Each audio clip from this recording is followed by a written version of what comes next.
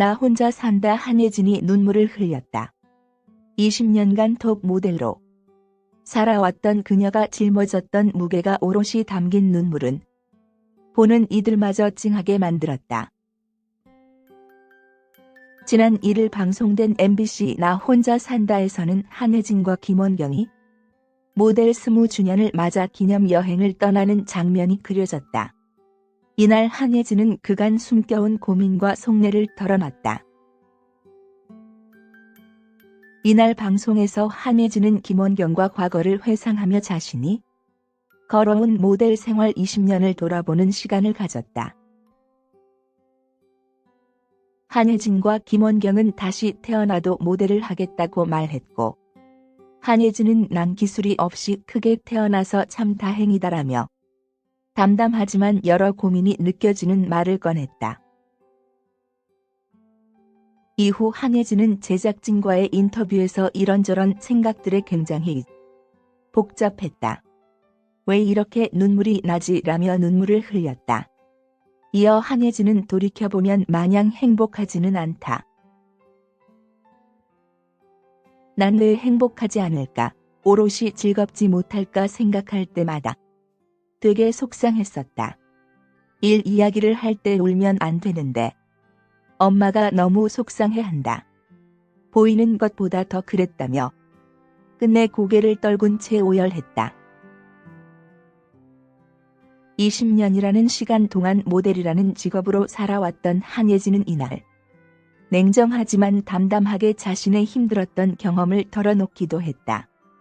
한예진은 모델은 외모로만 하는 직업이다. 냉정하고 잔인하게 들리지만 가진 껍데기로 하는 직업이라 내가 노력한다고 해서 바뀌는 부분은 한정적이다라고 말했다.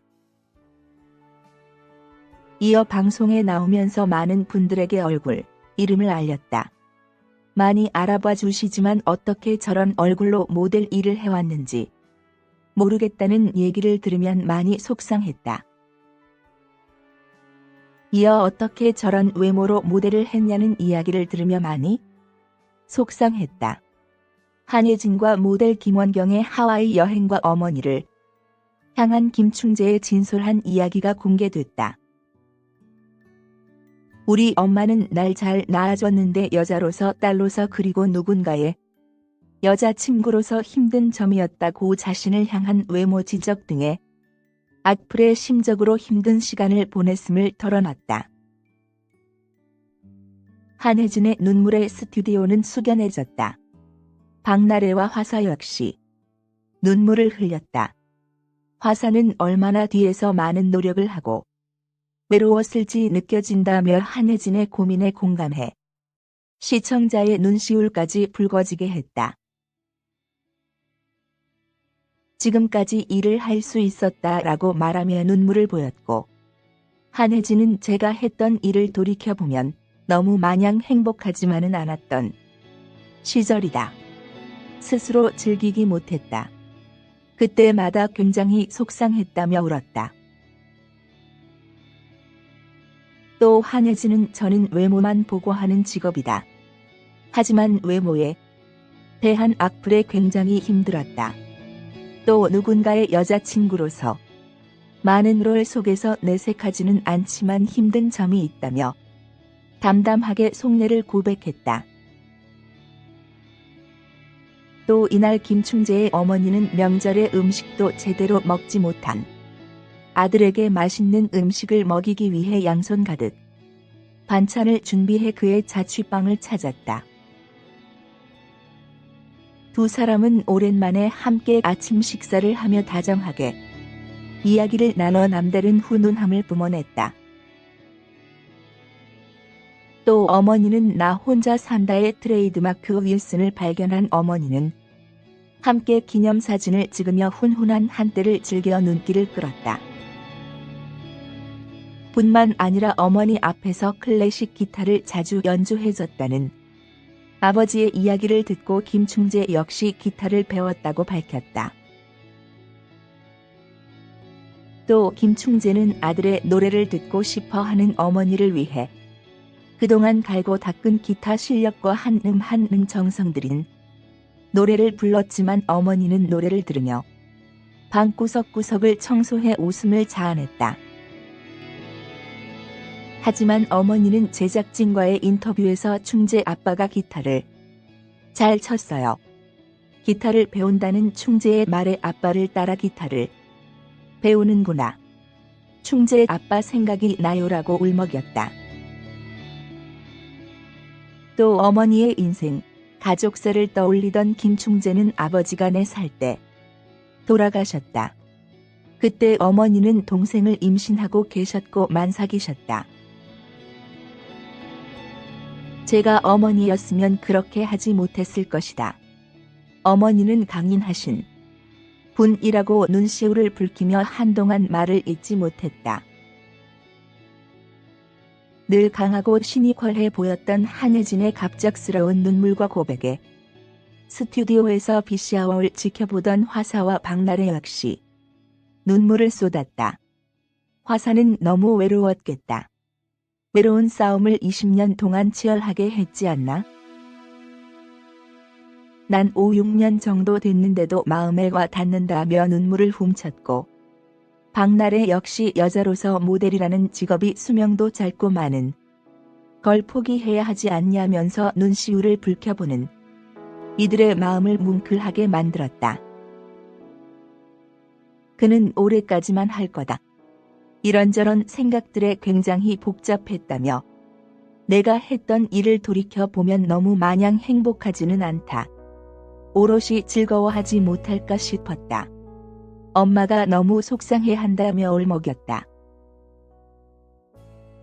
그러면서 한혜진은 외모만 갖고 하는 직업이 아닌가라며 냉정하게 말해 가진 겁대기로 하는 일이라 내가 노력한다고 해서 바뀔 수 있는 부분은 한정적이다라고 설명했다.